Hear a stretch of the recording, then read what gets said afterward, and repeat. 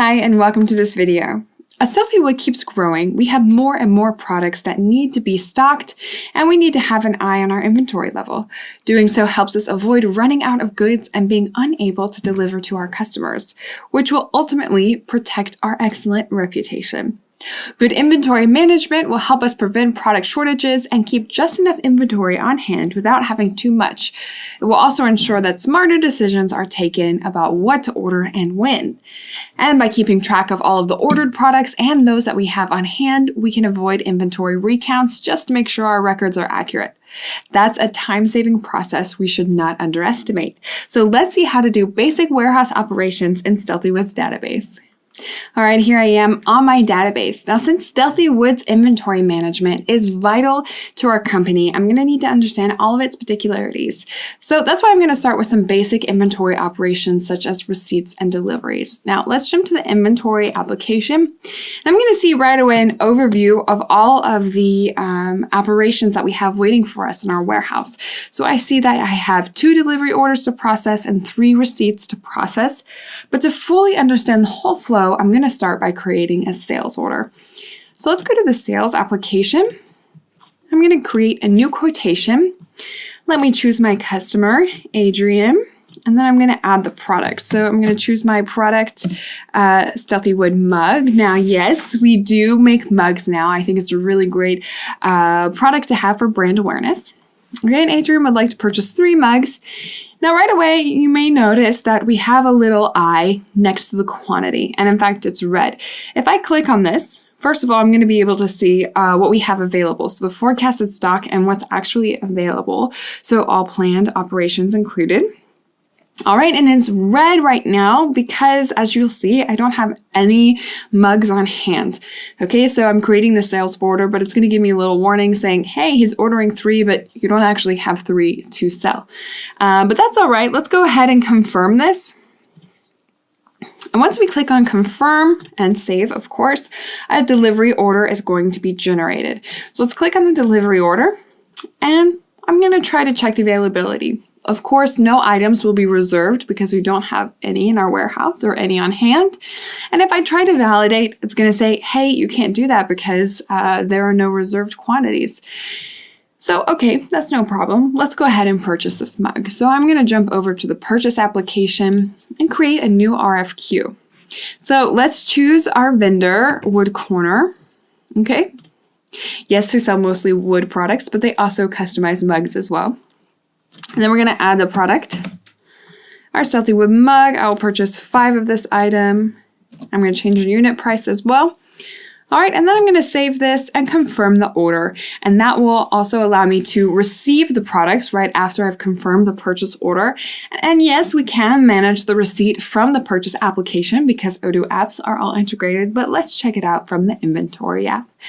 So I'm going to go back to my main dashboard, inventory. Now I see I have 4 receipts to process, so let's go ahead and click on this and process the receipt that we have for those mugs.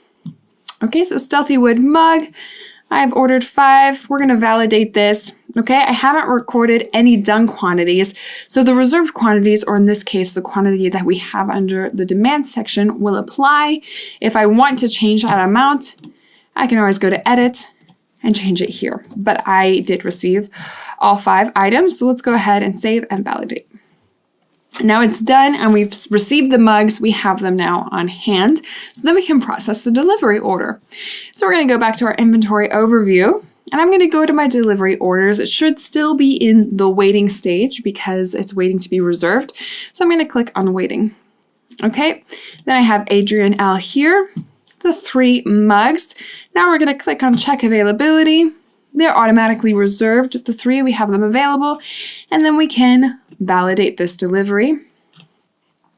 And it's done. We send it to Adrian and he's ready to accept those mugs.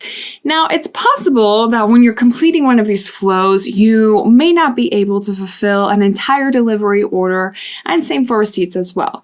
But that's okay. We do have an option for that. Now, let me show you how it works. Let's go back to the sales application and we're going to create a new quotation for Adrian because he loved his Stealthy Wood mugs so much that he wants to purchase 4 more.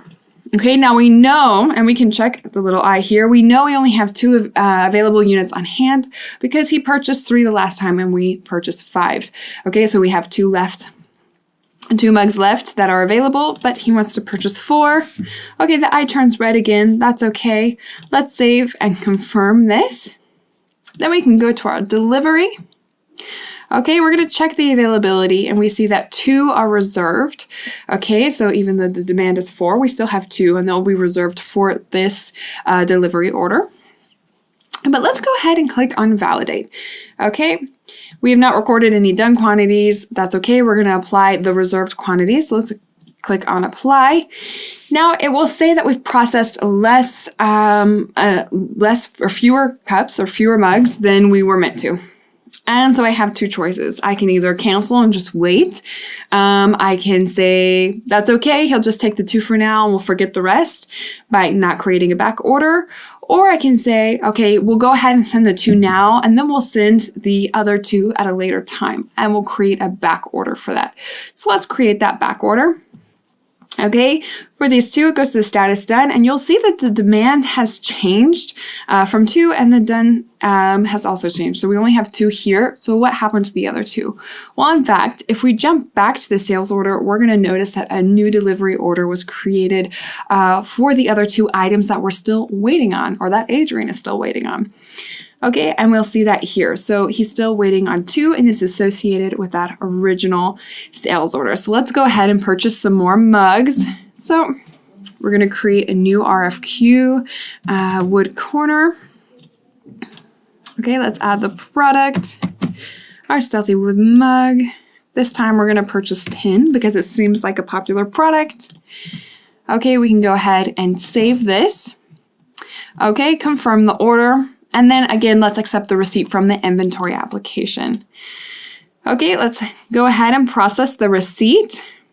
All right, now I can edit this and change the done quantity. And let's say I actually only received 8. Okay, I can do the same here. I can save, click on validate, and I can either create a back order or say there's no back order. So maybe Wood Corner said, okay, we only have 8 mugs available now, but you can order the other 2 later. But we say, okay, actually 8's just fine. We'll wait to order more when we have more interest in our mugs, so we won't create the back order. Okay, so no back order. I see that 2 were not done, but we had a demand of 8, which is done.